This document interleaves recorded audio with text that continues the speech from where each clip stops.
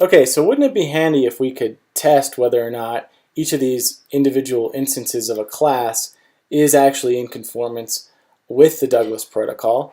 Let's give that a try. So we're going to throw two of these things into an array of any type of objects. So we're going to say var objects any type of type any object array equals I can dougie and I cannot dougie. So we're taking our two instances, putting them into an array of any object, and you have to put this any object in front of the braces before you actually just toss any old thing in there. Otherwise, Swift expects you to explicitly declare the type that's going into the array.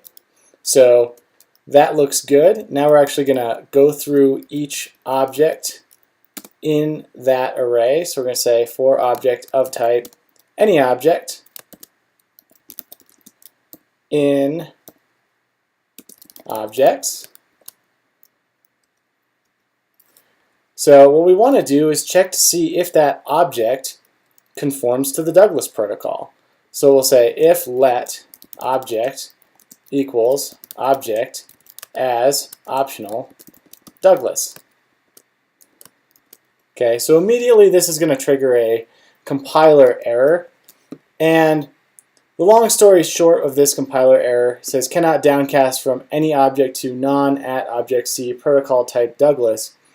What it means is that in Swift there's no way to test for protocol conformance, or if something conforms to a protocol, unless you expose that protocol to Objective-C. So to do that, all we have to do is put this @ at Objective-C in front of the protocol, and magically our warning or our error goes away, and we can now test whether or not this particular object does conform to the Douglas protocol. Another thing that you'll notice here that's perhaps a bit confusing is this question mark right here.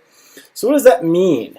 Well, what the question mark means is that the return value of this statement, object as, is optional, which means which is to say that we may actually get back a object that conforms to the Douglas protocol, or we'll get back nothing. We'll get back what's called a nil.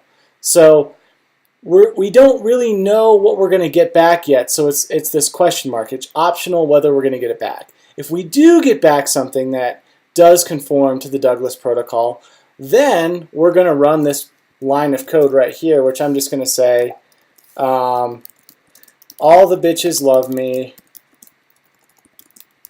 because I am in conformance, because I conform to the Douglas protocol.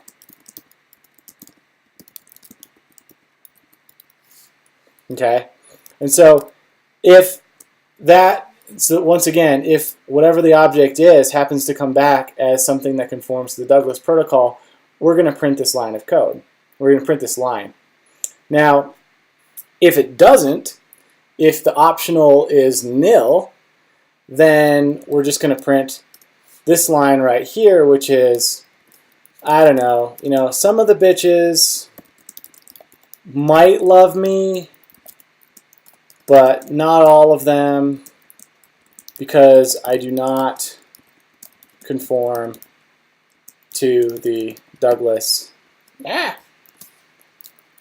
protocol.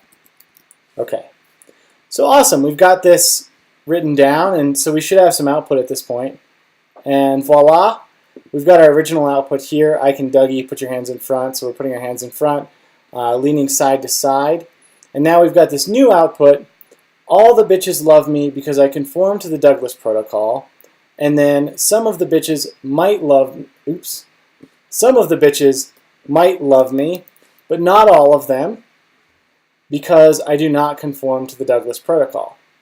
So this is really cool, and once again, what we're noticing here is that this for loop is actually going through the two different objects. So we're starting off with the object that can dougie, so that object does conform to the Douglas protocol. Therefore, all of the bitches love me because I conform to the Douglas protocol. And then we go to the second object. I cannot dougie, which obviously it does not conform to the Douglas protocol. Therefore, some of the bitches might love me, but not all of them because they do not conform to the Douglas protocol. So this is a basic sense of what protocols are. When I say that something conforms to a protocol, that's the whole purpose of it, is that you're saying these are the rules. You know, if you want a dougie, if you want to get in this game, if you want all the bitches to love you, then it pretty much has to be the case that you must at some point put your hands out in front, and you must at some point lean side to side. If you say that you can dougie, then you dang well better be able to do those two things. If you don't do those two things, then you really can't dougie, and therefore, you know, it's really up in the air whether the bitches will love you. I mean, clearly you're probably not totally unlovable. I'm sure that there's some bitches that would love you, but it certainly wouldn't be the case that all of them would love you.